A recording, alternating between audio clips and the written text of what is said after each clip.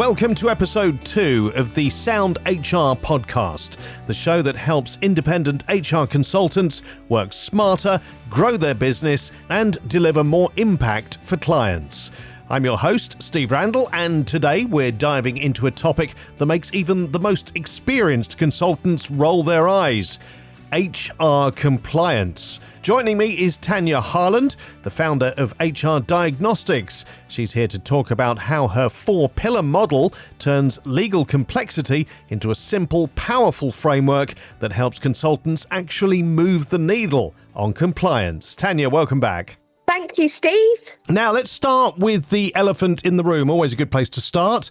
Why is HR compliance still such a headache for so many businesses? Let's be honest, HR compliance has never really been straightforward, but it's just feeling even more chaotic at the moment. I think legislation just keeps shifting, and for lots of businesses, there's genuine confusion about what compliance even looks like in practice. I speak to HR consultants all the time who are stuck firefighting, handling grievances, trying to keep their clients out of trouble, but they're not getting the chance to audit properly and to work strategically with their clients. Let's not forget, loads of audits are still being done manually on spreadsheets, Word documents, which actually means things get missed, reporting's inconsistent, and clients just don't get that full picture. So let's face it, it's no wonder it can feel really overwhelming at times. Yeah, and I mean, there are all kinds of issues that could crop up. Let's talk about some of those real world risks when businesses don't have their HR house in order.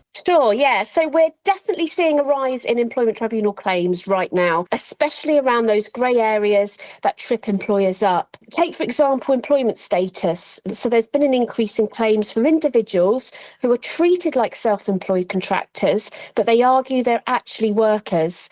One claim I came across involved a marketing consultant working regular hours under close direction, and she ended up winning paid holiday entitlement because the tribunal said she should have been classed as a worker and not self-employed. That is particularly a tricky case to kind of navigate. Then there's holiday pay. So this is still a hot mess for a lot of businesses, especially in sectors with irregular hours or casual staff. One particular case involved a cleaning company that didn't include overtime or commission in their holiday pay calculations, and that ended up being challenged, and then they had to pay backdated pay as well. And that's thousands of pounds, in liabilities that they weren't prepared for. And my favourite of all, unfair dismissal. This is always a biggie. I spoke to a consultant the other day who had a client skip the proper disciplinary steps, didn't get them involved. They went straight to dismissal. No warning, no process. And I mean, that one didn't even make it to a full hearing. They had to settle early through ACAS conciliation just because they didn't have their paperwork in order. So I would say there are a lot of real risks at the moment for businesses, a lot of complexities to navigate. And potentially some huge costs as well there, as you've outlined. Oh, absolutely, yeah. Now, you've built a solution around a 4-pillar model, so maybe you can walk us through what that looks like. Sure, yeah. So designed HR Diagnostics to follow a logical step-by-step approach that reflects how compliance should be tackled in today's world. It's broken down into what I like to call a 4-pillar model, just to make it as simple as possible for HR consultants and clients to understand. So the first step in the model is all about assess. So to assess, they first have to run through the digital HR audit tool, assessment tool across 8 core areas of compliance. Quick and easy to understand, and it gives a solid baseline. So that first step is about assessment. Secondly, it's about identifying. So the results are displayed using a simple kind of system for low, medium and high risks. And that way the client and the consultant can see instantly, they can instantly identify where the biggest issues are. Third in the 4-pillar model is evaluate.